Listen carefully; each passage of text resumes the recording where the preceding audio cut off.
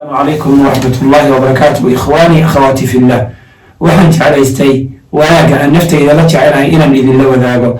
haddaba waxaan doonayaa caawa 5 iyo 10 dardaaran oo aan jeclaystay inaan idinla wadaago, dardaarana ka mid ah inaan markaa idinkala qayb qaato.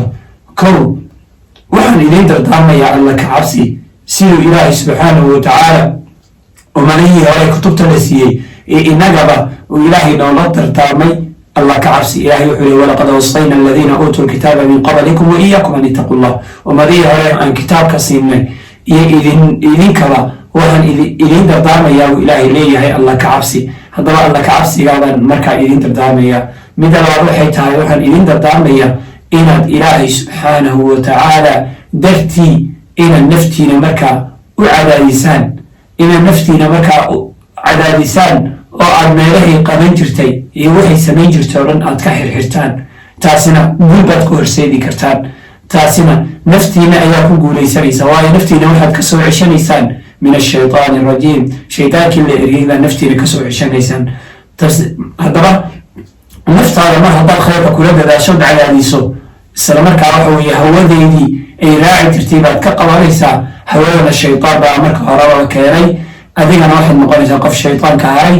waadna faa'iidaysanaysaa oo waxaad ku faa'iidaysanaysaa oo aad ku guulaysanaysaa hogaaminta naftaada. mid naftiisa hogaamiyaad markaa noqonaysaa, mid naftiisa markaa hogaamiya ayaad markaa noqonaysaa.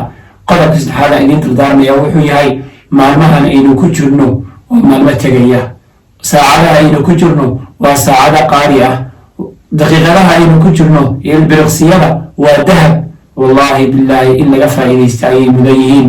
aanu ka faa'iidaysano khayr. waxaan oga faa'iidaysanaynaa waxay tahay khayrka adduun ma aha. maalmihi adduun inaan ku mashquulno waxaa ka fiican inaan aakhiradiina markaa u mashquulno, waayo 10 maalmood nabiga sala allahu calayhi wasalam wuxuu tilmaamay inuu alla aada u jecel yahay, xitaa camalka wanaagsan inuu ilaahay jecel yahay, camalka wanaagsan ee la qabsanaya ilaahay inuu ka jecel yahay, xitaa jihaadka ayuu nabiga noo tilmaamay sala allahu calayhi wasalam.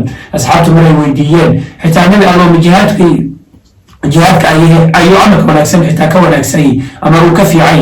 haa buu ku yiri nabiga sala allahu calayhi wasalam. haddaba maalmahani camalka wanaagsan ee la qabsado xitaa jihaadka isagaa ka fiicane, aan camalka wanaagsan qabsano, aan sadaqooyin la baxno, oo aan salaada badino, aan soonka badino, aan wanaaga nooc kastoo wanaaga ka mid ah ama noocyada wanaagoo kala duwan intaan ka qabsan karno, yar iyo weynba markaa aan qabsano, taasina guul bay noo horseedi kartaa, guul baan markaa ku heli karnaa. baaraka allahu fiikum. aan ka faa'iidaysano insha allah. intaasaa idin dardaarmaya.